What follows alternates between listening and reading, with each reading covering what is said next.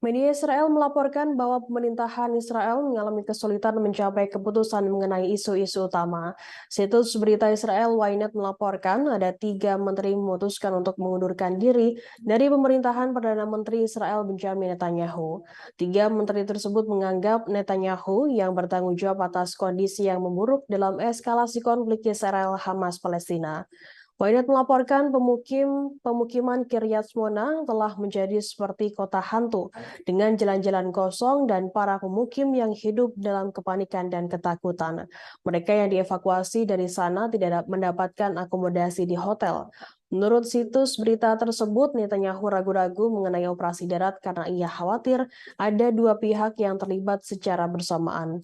Hizbullah dapat menyeret Israel ke dalam perang jangka panjang yang hanya akan berdampak kecil terhadap perlawanan dibandingkan dengan dampak yang ditimbulkan terhadap pendudukan di Gaza. Sementara itu, dalam surat kabar Yediot Ahronot menulis setelah 17 hari serangan terhadap Israel, semua orang terjebak. PM Netanyahu marah kepada tentara atas semua yang terjadi. Menurut saksi di markas komando militer, diskusi tidak terfokus dan tidak ada yang mengatur upaya sipil. Surat kabar tersebut menegaskan hubungan yang tegang antara Netanyahu dan Gantz membuat operasi ini menjadi sangat sulit. Pemerintah Israel mengalami kesulitan dalam mencapai keputusan terpadu mengenai isu-isu utama dalam konflik Hamas-Israel di jalur Gaza. Juru bicara IOF berbincang tentang ketidaksepakatan mengenai waktu operasi darat di jalur Gaza.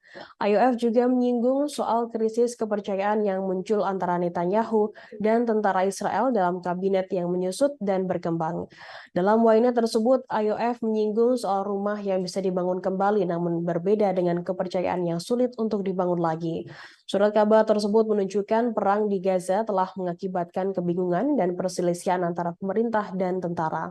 Selain itu, konflik juga menciptakan krisis kepercayaan antara Netanyahu yang marah dengan para pejabat IOF yang ia anggap bertanggung jawab atas semua yang terjadi. Netanyahu menanggapi pendapat dan menilai yang diungkapkan oleh perwira militer dengan cara menolak dan menunda dalam mengadopsi rencana yang mereka sampaikan. Di kalangan tentara Israel mengatakan bahwa kesalahan ada pada kepemimpinan politik karena tidak menetapkan tujuan yang jelas bagi tentara. Para prajurit militer Israel tidak tahu kapan mereka telah mencapai tujuannya atau kapan Israel menang. Netanyahu dan Benny Gantz berjanji untuk memusnahkan Hamas dari Gaza, namun tidak menjelaskan arti praktis dari komitmen ini. Media Israel juga menyebutkan Netanyahu bertemu dengan Jenderal Cadangan Itzhak Herbrig untuk kedua kalinya sejak awal perang. Herbrig yang menentang invasi darat ke Gaza telah memperingatkan selama bertahun-tahun mengenai masalah efisiensi IOF dan kesiapannya untuk berperang. Dalam pertempuran pertamanya, ia menyerukan penundaan invasi darat ke Gaza sebagai persiapan untuk perang multifront, sebuah peringatan yang telah ia keluarkan selama bertahun-tahun. Selain itu, stasiun radio Israel 103 FM menyebutkan mantan Menteri Keamanan Israel Moshe Ya'alon menentang invasi darat ke jalur Gaza. Yang mengatakan situasi saat ini harus dihentikan sebelum membayar harga yang lebih tinggi. Moshe mengatakan jika ada sesuatu yang disesali tentang Operation Protective Edge, itulah yang mereka masuki. Tak ada solusi magic baik dari politik maupun militer.